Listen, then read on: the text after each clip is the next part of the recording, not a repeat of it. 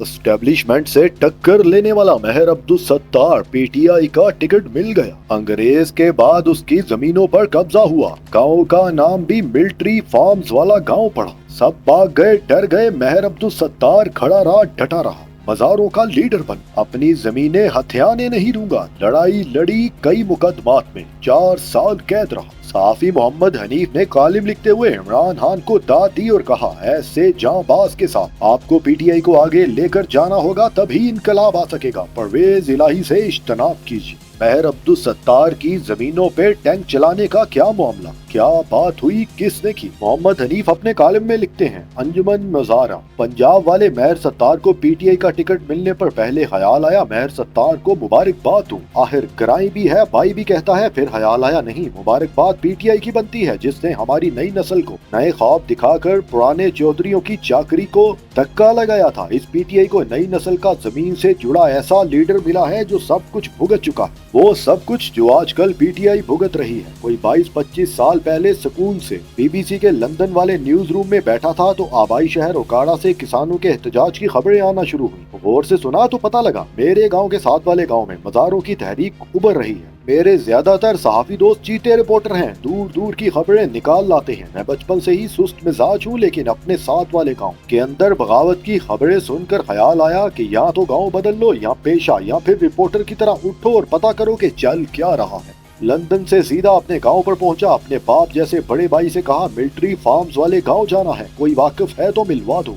उन्होंने कहा, सब अपने वाकिफ हैं। साथ ही जिंदगी में पहली दफा और आखिरी दफा कहा, तुमने इस गांव नहीं जाना, फौज के नाके हैं, हर आने जाने वाले की ठुकाई करते हैं। तो तुमसे तुम्हारा बीबीसी कार्ड बाद में पूछेंगे, पहले ठुकाई कर देंगे। मेरे गांव और मेहर अब्दुल सत्तार के गांव के बीच सिर्फ एक सड़क थी। पहरा इतना सख्त था कि मुझे जिंदगी में पहली दफा पाकिस्तान में लेटकर कोहनियों के बल सड़क पार करना पड़ी। दूसरी तरफ फसलों में मोटरसाइकिल लिटाकर छुपे लड़कों ने मुझे मेहर सत्तार तक पहुंचाया। मेहर सत्तार यूनिवर्सिटी से फारिग नौजवान था जो अपने इन घरों और जमीनों को बचाने के लिए लोग इकट्ठे कर रहा था जो 100 साल से जमीन काश्त कर रहे थे। मुझे लगा ये छोटा सा मेहर एक बड़ा फट्टा ले बैठा है, अल्लाह खैर करे। 2-4 घंटे की रिपोर्टिंग वगैरह के बाद मुझे जब कहानी समझ आई और मैं वापस जाने की कोशिश में था तो उसने कहा, नहीं, मुझे आपको और गांव में भी लोगों को दिखाना है, वरना लोग कहेंगे बीबीसी का रिपोर्टर आया और मेहर ने हमसे मिलवाया तक नहीं। हम उसकी ही मोटरसाइकिल पर एक गांव से दूसरे गांव, एक के बाद दूसरी पंचायत, ऐसी पंचायतें भी जिनमें औरतें भी बैठी हैं, ऐसे गांव भी जिनके चौधरी मसीही हैं। मिलिट्री फार्म्स के गांव वालों और फौज के दरमियान आंख मचोली 15 साल से ज्यादा अरसा तक चली। आखिरकार अब्दुल सत्तार को उठा लिया गया। दहशतगर्दी, गुंडागर्दी, गैर मुल्की करेंसी,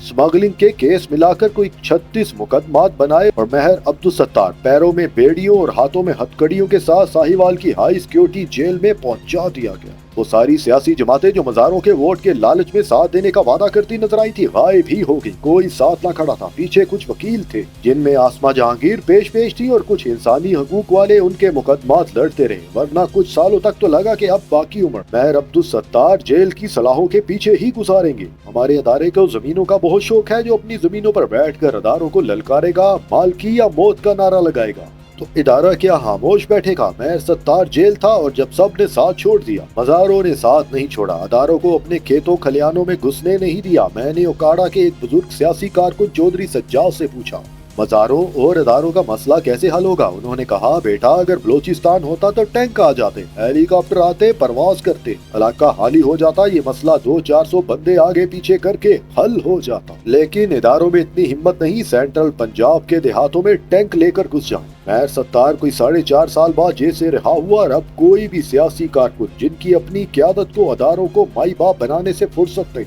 वो उसे हीरो ही समझते हैं, क्योंकि उसने अदारों से टक्कर ली और अभी भी आजाद घूम रहा। पीटीआई पर तनकीद करने वाले भी तारीफें कर रहे हैं कि नई नई एंटी एस्टेब्लिशमेंट हुई पीटीआई ने एक ऐसे शख्स को वोट दिया जो वाकई टक्कर का आदमी था। लेकिन मेरे गराई के कंधों पर अपनी सारी ख्वाहिशों का बोझ मत डाले। वो मालकी या मौत का नारा लेकर चला था, वो उसे अल्लाह ने बचाए रखा। मालकी हमारे असल मालकों ने नहीं दी, लेकिन ना तो 200-400 बंदा पंजाब में मरा, ना मजारों ने अपनी जमीनें छोड़ी। अगर पीटीआई का हदफ सिविलियन बालादस्ती है तो इमरान खान को चाहिए वो गुजरात के चौधरियों को अपना आइडियल ना बनाए, बल्कि खुद छोटा मोटा मेहर सत्तार बनने की कोशिश करे।